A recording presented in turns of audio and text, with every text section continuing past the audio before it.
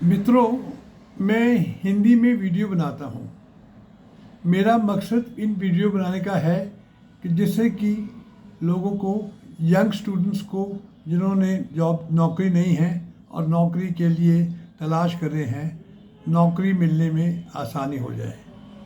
मेरा विचार है कि छोटे शहरों में अभी सेल्समैन की जॉब बढ़ रही है, तो अगर थोड़ी ट्रेनिंग के बाद, थोड़े ज्ञान के बाद अगर आपको वहाँ पर नौकरी मिलने के चांस बढ़ता है तो मेरा मकसद पूरा हो गया है।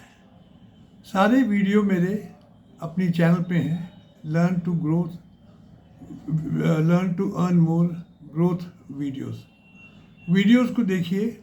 उसमें जॉब, नौकरी के लिए भी है, उसमें बिजनेस स्टार्ट करने के लिए भी है, उसमें सेल्स ट्रेनिंग के लिए भी है, और कई व्यवहारिक के ऊपर भी मैं वीडियो बनाऊंगा। पिछला वीडियो में हमने बात करी थी सेल्समैन की गुण क्या होनी चाहिए। तो मैंने आपको स्टेप बाय स्टेप जैसे जैसे ड्यूटी थी उसके साथ गुण बताना शुरू करा। अब मैं आपको गुण थोड़ा और बढ़ाऊंगा सेल्समैन के लिए। सेल्समैन के सबसे बड़ा गुण होना चाहिए कम्युनिकेशन जिसे बोलते हैं इंग्लिश में, हिंदी बोलते हैं वार्तालाप।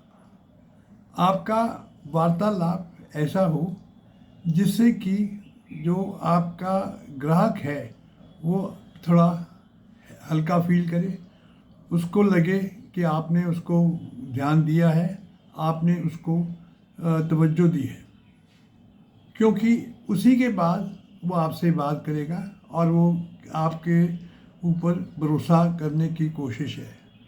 तो आपको वार्तालाप छोटा रखें, टू दी पॉइंट रखें, जैसा कस्टमर है वैसे बात करने की कोशिश करें, उसकी भाषा में बात करने की आप कोशिश करें।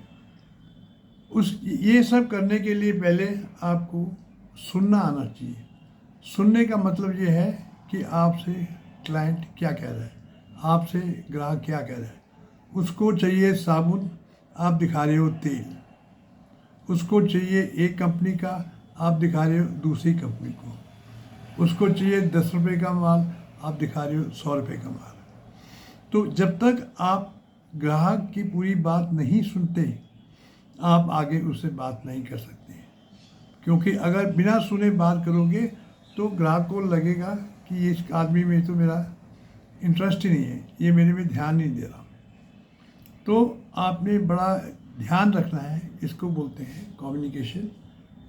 इसमें बहुत लंबे चैप्टर हैं, पर मैं आपको 2 मिनट में इतनी बता रहा हूँ कि आपको बैक ऑफ द माइंड, आपके दिमाग में ये चीज़ है। अगली बात है टाइम मैनेजमेंट। जब ग्राहक आता है, आपका जो वार्तालाप है छोटा हो। ये नहीं कि आप लंबा चौड़ा वार्तालाप करें जिससे कि ग्राहक भी बोर हो जाए, तंग हो जाए और आप में इंटरेस्ट लेना छोड़ दें। तो इसलिए समय का मैनेज करना, समय की पाबंदी, समय को मैनेज करना बड़ा आवश्यक है। इसके लिए आपकी जो भी वार्तालाप हो वैसे हो, टू दी पॉइंट हो, जिससे कि वो समझ सके। लंबा वार्तालाप करने का कोई मतलब नहीं है। उसके बाद अगली क्वालिटी होती है एम्पैथी। एम्पैथी का मतलब होता है कि दूसरे की भावना को समझना।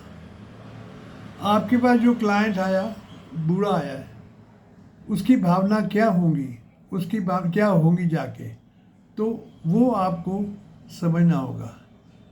उसके अगर आपको लगता है कि उसको कुछ प्रॉब्लम है, कोई यूज़ करने में प्रॉब्लम है, तो उसकी भावना को जब तक नहीं आप समझोगे तब तक आप उसका दिल नहीं जीत पाओगे, उसका भरोसा नहीं जीत पाओगे। क्योंकि कस्टमर का काम होता है दूसरे का भरोसा जीतना। उसके बाद है आंसरिंग द ऑब्जेक्शंस। आपको ग्राहक के जो भी ऑब्जेक्शंस हैं उनको जवाब देने आना चाहिए। उसके लिए आपकी प्रोडक्ट नॉलेज मीन्स जो जो सामान आप बेच रहे हो उसका ज्ञान चाहिए। कब कब यूज़ होता है, कैसे कैसे यूज़ होता है, कितनी देर चलता है, ये सब आपको ज्ञान होना चाहिए। उसमें ज़्यादा जो प्रोडक्ट के गुण हैं वो आपको आने चाहिए, जो उसको आप बता सको। उसके ऊपर बात आपको डेटा बैंक रिकॉर्डिंग है कि ये इन्होंने सामान बोला और इनकी पैसे में खरीद लें। उससे कंपनी को फ़ायदा होगा कि वो आगे वो क्या क्या सामान ऑर्डर करे, क्या क्या सामान ऑर्डर ना करे। तो संक्षिप्त में मैंने आपको कुछ क्वालिटीज़ बताई हैं। अगली बारी इसी में मैं आपको कुछ और क्वालिटीज़ बताऊंगा जिससे कि आपको ध्यान रहे।